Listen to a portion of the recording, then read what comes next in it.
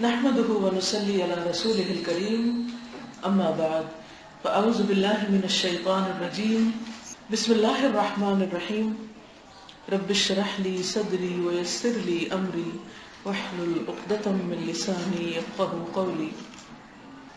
تو چلیے یہ بتائیے کہ کل جو ہم نے پڑھا سیکھا اس پر کیا غور کیا آپ نے؟ انسان کی ضروریات یا انسانی زندگی کے چار پہلو. انسانی زندگی کے چار پہلو کہہ سکتے ہیں یا انسانی ضروریات کہہ سکتے ہیں, اور اس میں چار چیزیں تھیں: جسم, روح, دل, دماغ. جسم, روح, دل, دماغ. جسم کی ضروریات: کھانا, پینا, سونا, نہانا یعنی طہارت, اور ایکسرسائز, گڈ, چلنا, واک. آج ہی صبح میں نے ایک آرٹیکل پڑھا ہے, نیو یارک ٹائمز میں آیا ہے, ریسنٹلی انہوں نے ایک ریسرچ چھاپی ہے, اور اس ریسرچ میں انہوں نے 1 سال تک کچھ لوگوں کی ہیبٹس کا جائزہ لیا. 2 گروپس تھے. ایک گروپ تھا جس میں لوگ ہفتے میں 3 بار کم از کم 40 minutes at a stretch walk کرتے تھے, اور دوسرا جو تھا وہ مختلف قسم کی ایکسرسائزز کرتا تھا, جیسے سوئمنگ ہو گئی یا جم میں جانا یا یوگا وغیرہ. تو جو نتائج تھے وہ یہ کہ جو گروپ واک کرتا تھا اس کی ذہنی استعداد 2% بڑھ گئی تھی. انہوں نے باقاعدہ سکین کیے ان لوگوں کے جنہوں نے والنٹیئر کیا تھا کہ ان کے اوپر یہ ریسرچ کی جائے, اور ان کی ہوتا ہے نا کہ بعض لوگ اپنے آپ کو پیش کرتے ہیں کہ آپ نے اگر کوئی تجربہ کرنا ہے تو ہم اس کے لیے خود کو والنٹیئر کرتے ہیں. تو ان کی جو ذہنی حالت تھی وہ 2% زیادہ بہتر ہو گئی, ان کی میموری زیادہ بہتر ہو گئی جو ہفتے میں 3 دن 40 minute at a stretch walk کرتے تھے بنسبت دوسری ایکسرسائز کرنے والوں کے. یعنی ورزش کا سب سے بہترین طریقہ واک ہے. تو ہم جو کریں نا, کھانا پینا سونا نہانا دھونا کر لیں گے تو پھر وہ صفائی ستھرائی سب اس میں آ جاتی. دھونے میں پھر اپنے آپ کو بھی دھونا, کپڑے دھونا وغیرہ وغیرہ. اور چوتھا چلنا پھرنا یعنی ایکسرسائز. تو اس میں لکھا ہوا تھا کہ we don't need gyms, we need pair of shoes جس پہ ہم واک کر سکیں, پراپر شوز ہوں. اور یہ بہت بڑا فیکٹ ہے.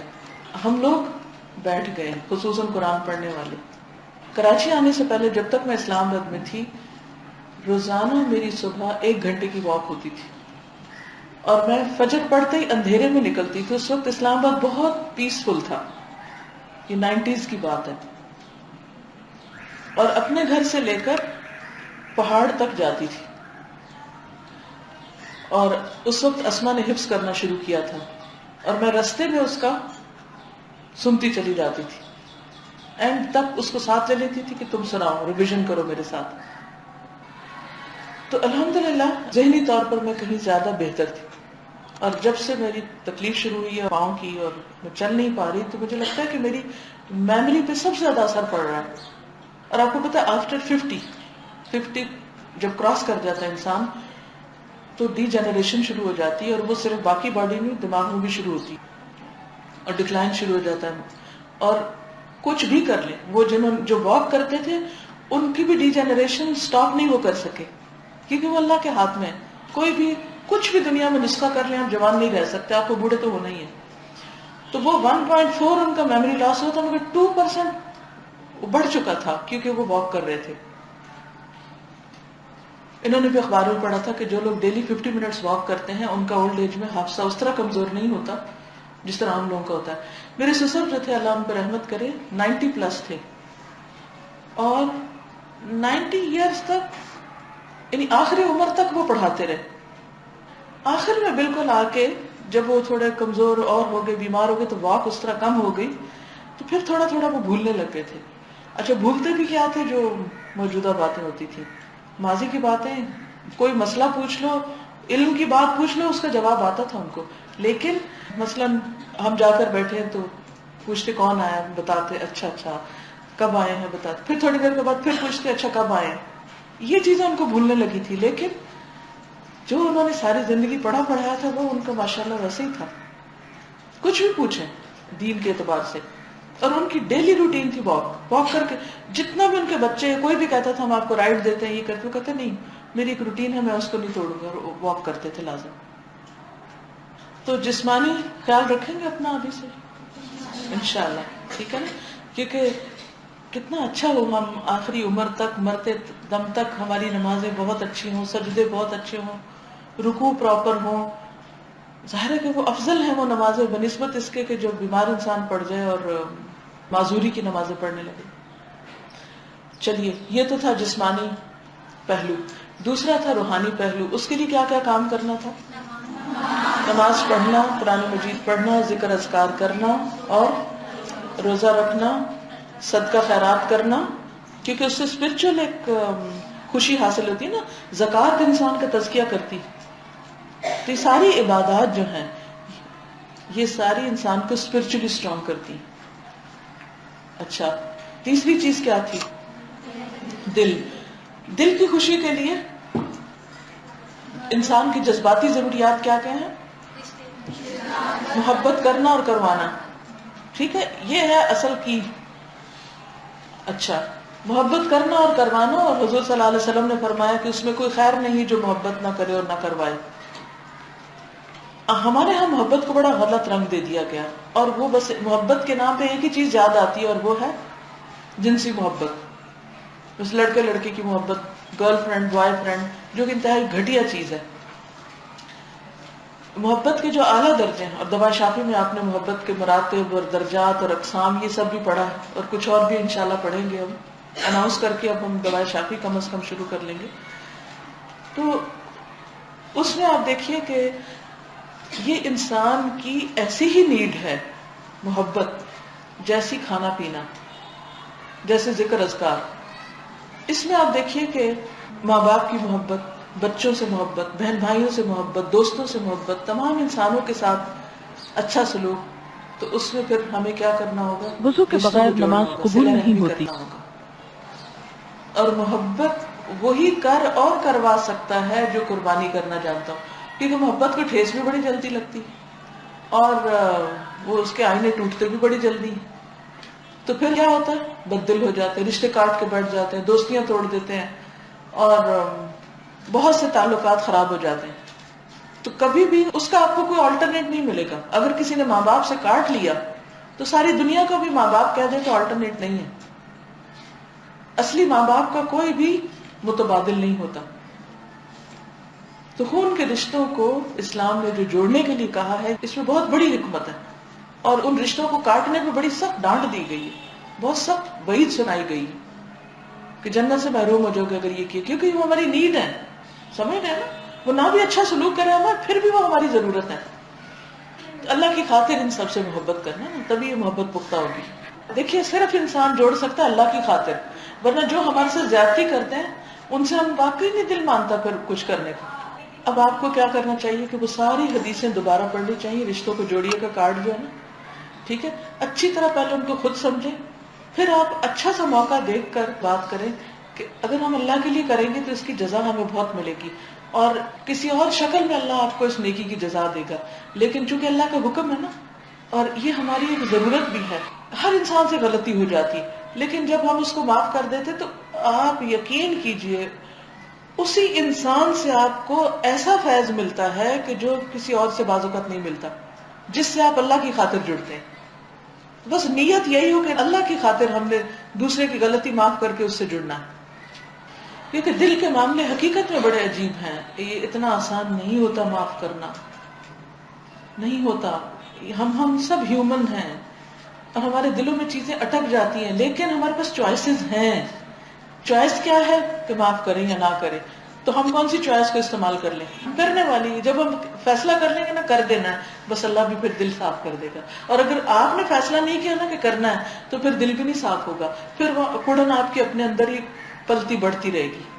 اگر لاجک نہ بھی کسی چیز کا بنے، کچھ سمجھ نہ بھی آئے، تو صرف اگر کوئی بھی کام جب بھی کرنا ہو، مشکل ترین بھی ہو، صرف یہ سوچ کے کر لے کر چونکہ میرے اللہ کا حکم ہے اور اللہ مجھ سے زیادہ میری ضرورتیں جانتا ہے، اور اس نے میرے فائدے کی خاطر مجھے یہ حکم دیا ہے، چاہے مجھے مشکل لگ رہا ہے پھر بھی میں کروں گا، کیونکہ مجھے اللہ سے جزا لینی ہے. اس وقت آپ کے لیے ضرور مشکل ہوگی، لیکن تھوڑے ہی عرصے کے بعد آپ اس کا فائدہ دیکھیں گے. وہ حدیث میں آتا نا کہ جو چاہتا ہے اس کے رزق میں برکت ہو اور اس کی عمر لمبی ہو، عمر میں برکت ہو، اسے چاہیے کہ رشتوں کو جوڑے. ہم نہیں چاہتے ہمارے رزق میں برکت ہو اور ہماری عمر میں برکت ہو. تو اس کے لیے مشکل ترین کام ہے، مگر کریں گے تو انشاءاللہ آپ کو جزا بھی ملے گی. اس لیے میں ہمیشہ سمجھتی ہوں کہ بڑوں کے جھگڑوں میں بچوں کو لانا ہی نہیں چاہیے، اور ان کو خبر بھی نہیں ہونی چاہیے کہ بڑے کیا جھگڑ رہے ہیں. بچوں کی وجہ سے جھگڑے ہوں تو بچے پر ذرا اپنے آپ کو ٹھیک کریں تاکہ بڑے ٹھیک رہیں. جو بڑے ہوتے ہیں نا ان کو ہم بڑا ہی ستاتے ہیں.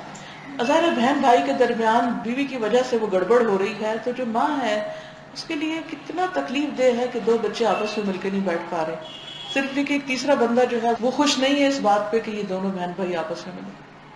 کتنی خرابیاں ہوتی ہیں. آپ کو پتا ہے کہ ان ساری خرابیوں کی وجہ سے اوور آل ماحول کتنا متاثر ہوتا ہے. تو ہمیں دل کے معاملات میں کس کی پیروی کرنی ہے؟ اللہ کی، اس کے رسول صلی اللہ علیہ وسلم کی، اور جو وہاں سے حکم آیا اس کے مطابق ہمیں چلنا ہے تو ہماری جذباتی ضروریات پوری ہوگی. اور چوتھی چیز کیا تھی؟ دماغ، ذہن. اس کی نشو نما کے لیے کیا کیا کرنا ہے؟ مطالعہ کرنا ہے، نئی نئی چیزیں سیکھنا ہے، اور کائنات میں غور و فکر.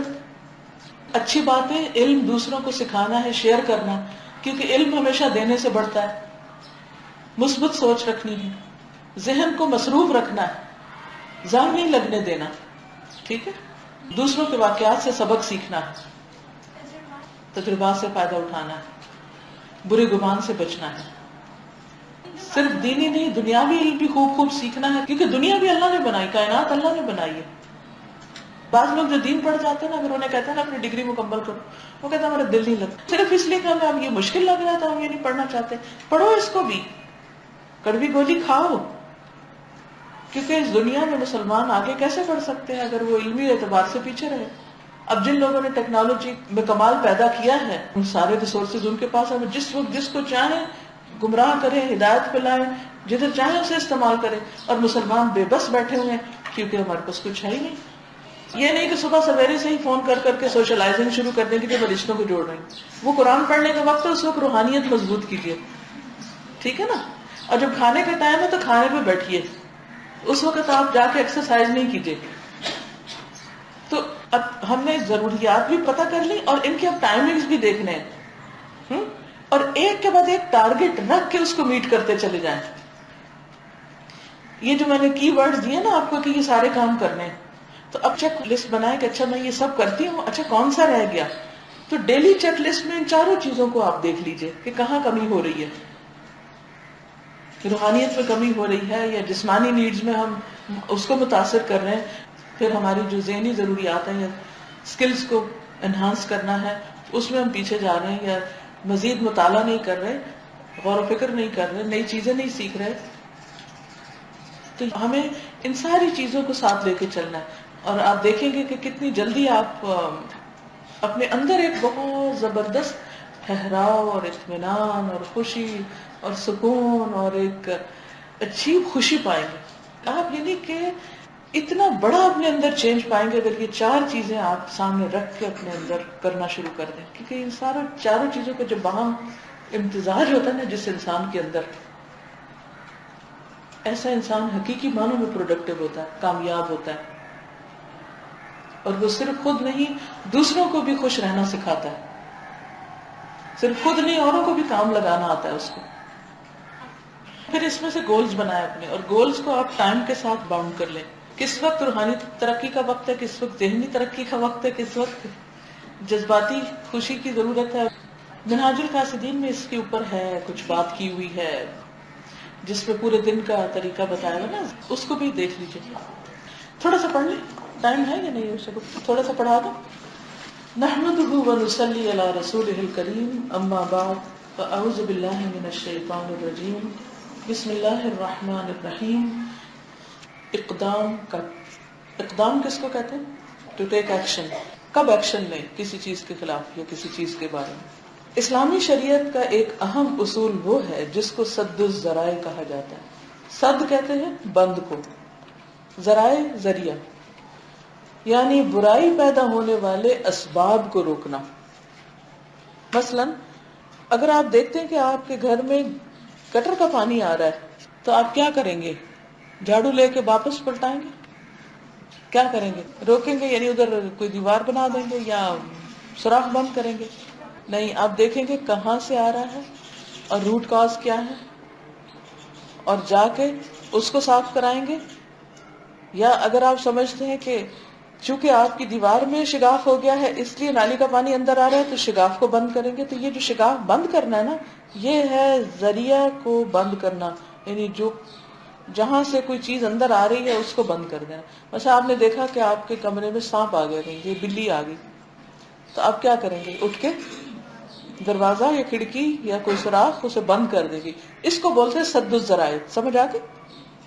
قرآن پاک میں اس کے بارے میں آتا ہے. سورۃ الانعام کی آیت 108 کی ہدایت کے تحت علماء اسلام کا اتفاق ہے کہ اگر حالات ایسے ہوں کہ ایک جائز کام کو کرنے سے ایک زیادہ بڑی برائی پیدا ہوتی ہو تو لازم ہے کہ مسلمان ایسے جائز کام سے باز رہیں. بعض اوقات ہم کچھ کرتے ہیں اور اس کا فساد پڑ جاتا ہے تو ہم کہتے ہیں کہ ہم نے کون سا غلط کیا، ہم نے تو سچ کہا تھا یا ہم نے تو صحیح بات کہی تھی. لیکن ہماری وہ صحیح بات کیا بن گئی؟ ایک فتنہ بن گئی. اس وقت صحیح بات سے خاموش رہنا زیادہ بہتر تھا. ان المحق يكف عن حق له اذا ادى الى ضرر الجامع لاحکام القرآن. حقدار اپنے حق سے رکا رہے گا جبکہ وہ ایک ضرر پیدا کرنے کا سبب بن رہا ہو. اس سے معلوم ہوا کہ کوئی اقدام صرف اس بنا پہ صحیح نہیں ہو جاتا کہ بظاہر وہ حق کے نام پہ کیا جا رہا ہے. اس طرح کے معاملے میں یہ دیکھنا لازمی طور پر ضروری ہے کہ اقدام یعنی اس ایکشن کا عملی نتیجہ کیا نکلے گا، یعنی ریزلٹ کو دیکھ کر آگے بڑھو. مثلا ایک شخص کو تیرنا نہیں آتا اور وہ کسی کو ڈوبتے ہوئے دیکھے تو وہ کہے کہ یہ میرا فرض ہے کہ میں ڈوبتے ہوئے کو بچاؤں، اس لیے وہ خود بھی کود پڑے. کیا ہوگا؟ اب اگر وہ مر رہا ہے تو وہ کہے گا کہ میں حق پہ مر رہا ہوں کیونکہ میں نے کیا سوچا تھا، وہ ایک مرتے ہوئے کو بچاؤں. بالکل ضروری ہے جس نے ایک شخص کو زندگی بخشی یعنی ایک جان کو بچایا، اس نے ساری انسانیت کو زندہ کیا، لیکن کس قیمت پر؟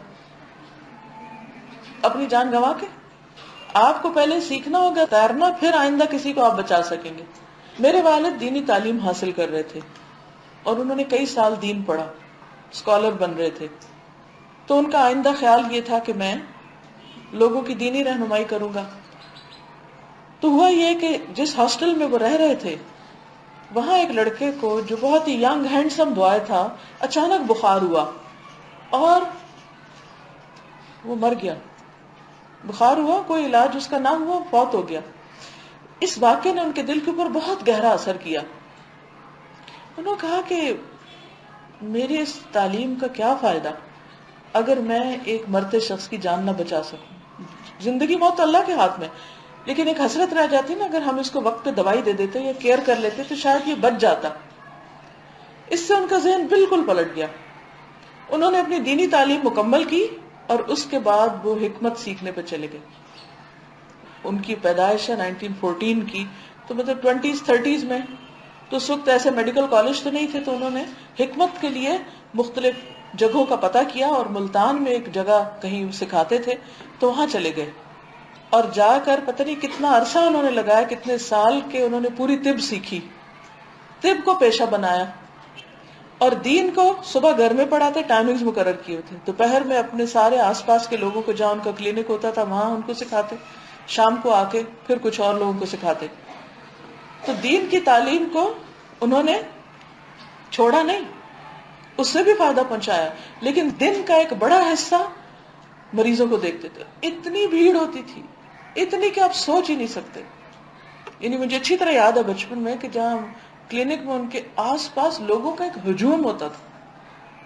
ماشاءاللہ اتنی توجہ سے بات کو سنتے تھے اور اتنے لوگوں کو ان سے فائدہ پہنچتا تھا اور روزانہ نئی نئی چیزیں سیکھتے تھے کانسٹنٹلی.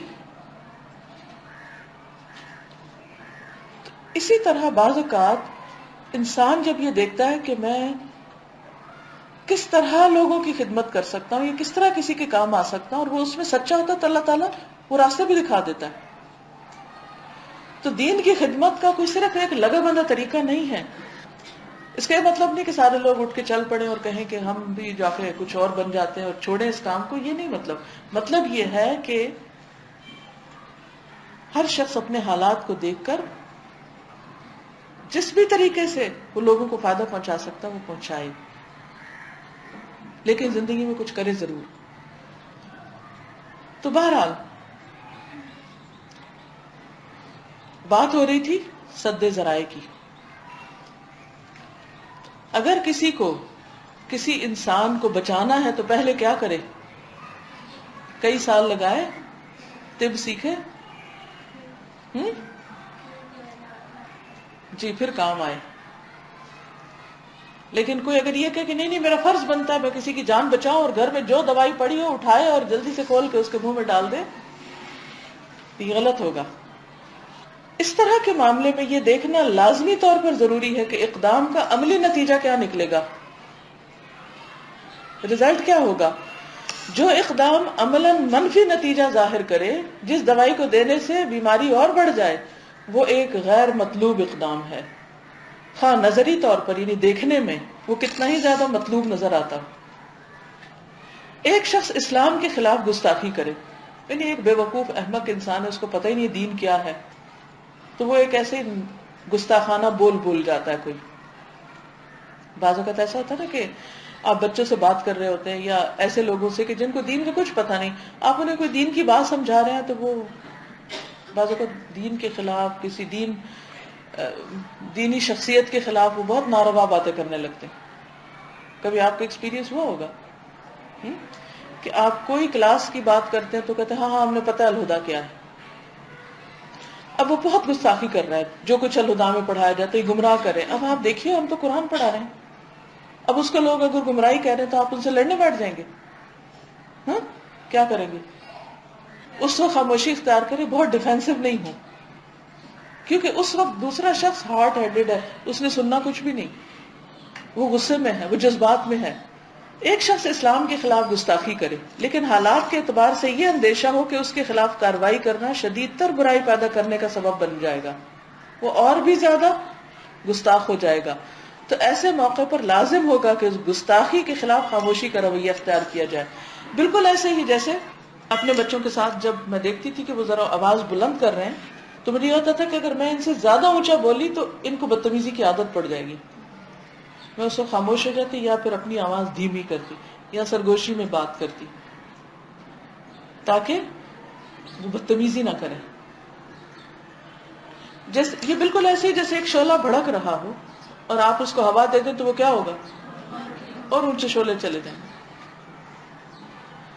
ایک شخص آپ کو ایک چھوٹا نقصان پہنچائے اور حالات بتاتے ہوں کہ اس کے خلاف جوابی کارروائی کرنے کا نتیجہ یہ ہوگا کہ زیادہ بڑی برائی کا سامنا پیش آ جائے گا، تو ایسی حالت میں چھوٹی برائی کو برداشت کر لیا جائے گا۔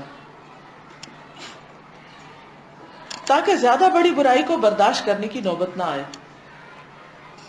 ایک شخص علل اعلان آپ کے خلاف ہنگامہ کھڑا کرے اور حالات کے اعتبار سے یقینی نظر آتا ہو کہ اگر آپ نے جوابی کارروائی کی تو ہنگامہ بڑھ کر جان و مال کی تباہی تک پہنچ جائے گا۔ جو اکثر آپ سڑکوں پر دیکھتے ہیں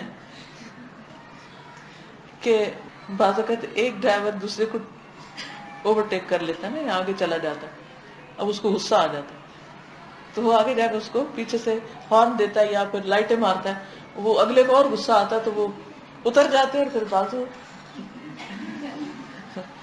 بازو اوپر کر کے ایک دوسرے کے گلے پڑتے اور پھر وہ دھینگا مشتی ہوتی، اتنے میں اور بھی کراؤڈ اکٹھا ہو جاتا ہے اور بعض اوقات لوگ مارے بھی جاتے ہیں۔ اس میں چھوٹی سی بات سے کسی کی انا ہٹ گئی اور اس میں پھر فساد شروع ہو گیا۔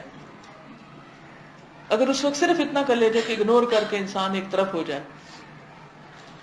سڑک میں مقابلے شروع ہو جاتے ہیں کہ اس نے آگے نکالا، میں اس سے آگے جا کے چھوڑوں گا، چاہے خدا نخواستہ ایکسیڈنٹ ہی ہو جائے۔ ایک شخص علل اعلان آپ کے خلاف ہنگامہ کھڑا کرے اور حالات کے اعتبار سے یقینی نظر آتا ہو کہ اگر آپ نے جوابی کارروائی کی تو ہنگامہ بڑھ کے جان و مال کی تباہی تک پہنچ جائے گا، ایسی حالت میں ضروری ہوگا کہ پرشور کارروائی کا جواب خاموش کارروائی کے ذریعے دیا جائے، یعنی خاموشی بھی ایک کارروائی ہے، تاکہ نقصان کو اس کی ابتدائی حد پہ روکا جا سکے۔ یہ اسلام کی حکمتوں میں سے ایک حکمت ہے۔ اسلامی عمل وہی ہے جس میں اس حکمت کو پوری طرح ملحوظ رکھا گیا.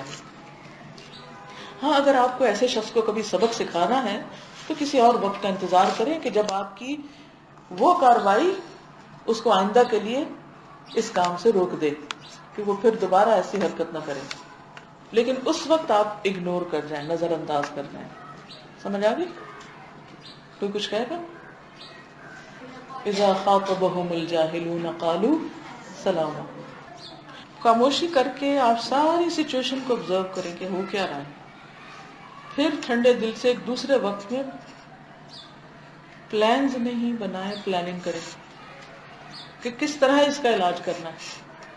ٹھیک ہے، اگر آپ اکیلے علاج نہیں کر سکتے تو کسی کو ساتھ ملا لیں، کسی اور کی ایڈوائس لے لیں، کسی اور سے مشورہ کر لیں.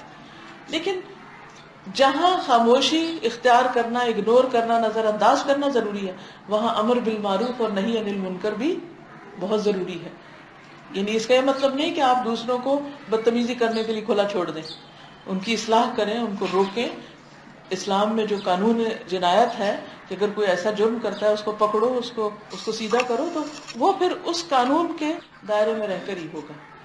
سبحانک اللہم و بحمدک، نشہد ان لا الہ الا انت، نستغفرک و نتوب الیک. السلام علیکم و رحمۃ اللہ وبرکاتہ.